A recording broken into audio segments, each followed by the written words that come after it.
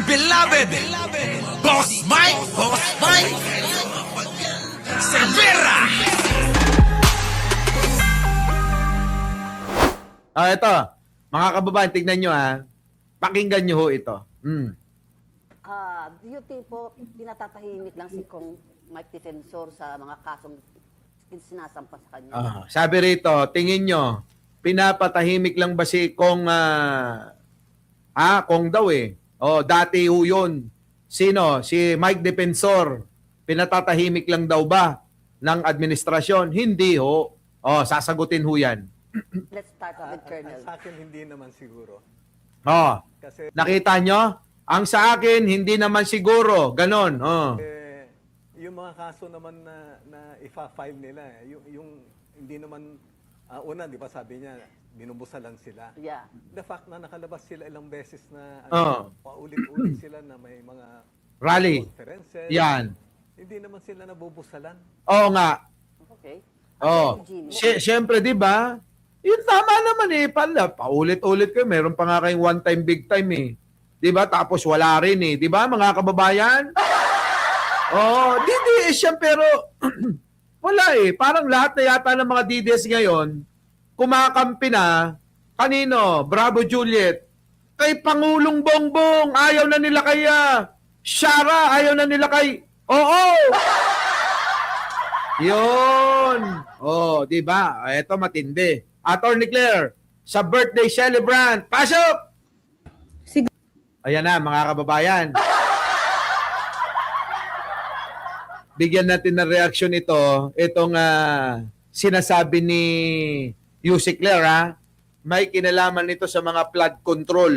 Pasok! Ang speaker, si Gloria. So, meron mga insertions. Yan.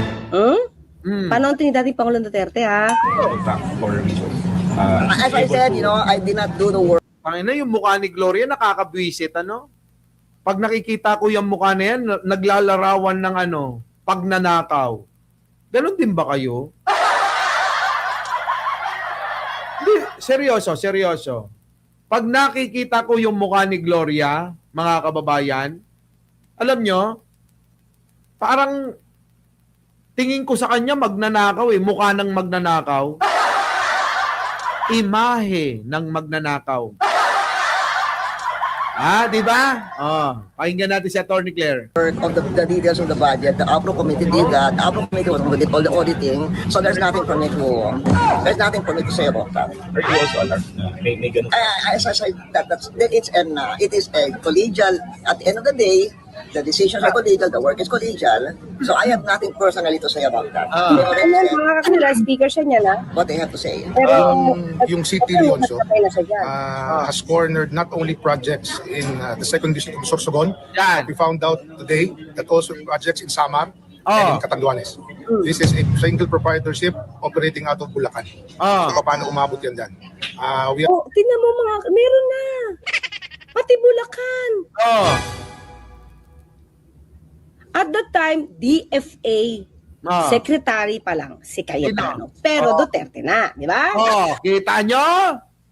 Pero Duterte na. At that time, DFA Secretary si Cayetano. Pero at that time, mga kababayan, Duterte na ho ang presidente. At meron ng project ng flood control sa may Bulacan ng mga putang ina. Sa madaling salita, itong mga DDS, ngawa ng ngawa, mabubutata kayo talaga. Ngayon, lumabas issue na ito, na panahon pa pala ni Digong, meron ng flood control project scam, dyan po sa may Bulacan, hindi lang po sa Bicol, hindi lang po sa iba't ibang lugar. Kung hindi, panahon ni Digong, nag-umpisa ang pangungurakot sa pamamagitan ng flood control dyan po sa Bulacan. Kita nyo? Pati Bulacan. Yan. and in Catanduanes. This is a single proprietorship operating out of Bulacan. So paano umabot yan dyan? We are Tingnan mo meron na. Pati Bulacan. At that time, DFA secretary pa lang si Cayetano. Pero Duterte na, di ba? Single proprietorship operating out of Bulacan. So Grabe, paano umabot yan dyan? Oo nga. We have received information about the family tree connecting certain officials to these areas. Sino In due time, we will. Grabe, no? Yung mga binulgar ni Andaya, no? Marami talaga daw mga involved na mga nangungurakot, pamilya daw. Siguro, number 1, pamilyang Duterte.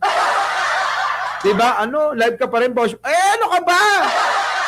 Paano? Dapat tapos na ako, Kuya Maki. Oh, kaya lang si Jojo Chavez, hindi ako binigyan ng pangkape.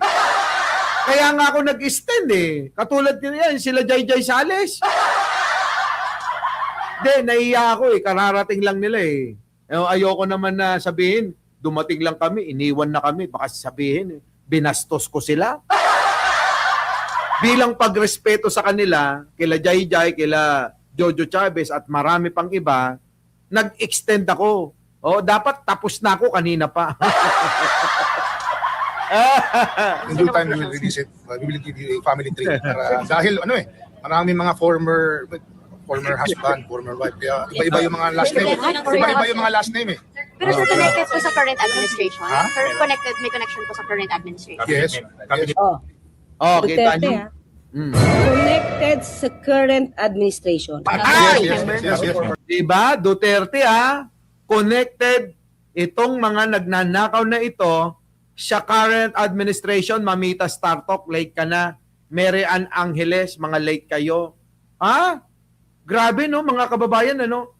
Sa madaling salita, panahon ni Digong, talamak na ang korupsyon sa mga flood control. Pero ang tanong, pukilang ina mo Duterte kang hayop ka. Pag nakita ko yung mukha mo, sasampaling ko talaga. Galit ka mo sa magnanakaw, pero wala kang napanagot na hayop ka. Diba? Ano? Totoo mga kababayan eh. Ayan panahon, current administration. Nung panahon ng mga nakawan, ng mga ghost project, ng mga proyektong may kinalaman sa mga flood control. Bakit wala kang napanagot? Diba? Walang yato, samantalang si Manong Bongbong, ang dami ng mga napagawang proyekto, tapos. Hindi ka nahihiya, hayop kang matanda ka. Sa bagay, demonyo nga naman siya. Diba? Demonyo nga ni. Wala talagang pagmamalasakit. Puro lang bunga-bunga nga. Kasi maraming mga politiko magagaling lang magsalita. Maraming mga politiko katulad lang ni Digong. OPM, promise me. Pero wala talagang gagawing mabuti. Katulad yan ni Cayetano. Mabulaklak lang yung bunganga. Pero walang napapatunayan. Buti pa si Marites Musni. Di ba? Raquel Beck, di ba? Ewan ko. Alicia Duran, ewan ko. Yes. Cabinet member. Incumbent cabinet member. Pwede nga cabinet members eh. Pwede. Grabe, no? Mga clear, di ba? Mm. Bakit tahimik dito si Senator Cayetano? Kala ko ba? Di ba? Dapat, nung panahon na yan, nagpatawa. Anyway, kasi magiging miyembro ka ng House, di ba? Dapat sana tinuloy mo yung Dapat tinuloy mo yung pag-iimbestiga. Sa madaling salita, mga kababayan, nililin lang tayo ni Alan Peter Cayetano, putakin. At nilin lang kayo ni Digong. Kasi hindi kami malilin lang ni Digong. Panahon ni Digong, kritiko na kami ni Digong. Diba? Ayaw din namin kay Sara maging presidente nun. Ay, naku mga kababayan, nakaka-high blood ngayong linggo. Magdasal nga muna tayo. Ano? Mag-ano muna tayo? Unwind, gano'n na. Pumunta muna tayo sa iba-ibang lugar. Diyos ko, nai-stress ako. Hayop! Diba? Nakaka-stress, mga kababayan. Sobra. Buti na lang talaga si Pangulo maraming proyektong nagagawa. Di ba, Eddie Rodriguez, shoutout po. Oo. Ay, nako. Oo, hindi. Oo, sabi ni Manong Bongbong, huwag kang sumama sa akin. Kailangan iba-iba tayo ng ginagawa. O doon, pumunta ka muna doon sa lugar na yan, ha? Maghanap ka ng pangkabuhayan, o. Kaya sa ibang lugar tayo pupunta. Anyways, mga kababayan, oras na ho ng kain. Oras na rin ng pag-inom ng maintenance. Siyempre tayo, matanda na tayo eh. Kailangan na rin ng maintenance. Ano? Kaya yung mga wala pang mga maintenance, ako'y swerte ninyo. Congratulations ha. Anyways, mga kababayan, magandang umaga, magandang hapon at magandang gabi. Sa mandako ng mundo, naroon kayo. Ako pong muli ang inyong lingkod, wala nang iba. Mike Cervera po, laging nagsasabing, mahalin natin ang ating kapwa, pagdasal po natin lagi ang ating bansa. Syukran! Our beloved Boss Mike Cervera.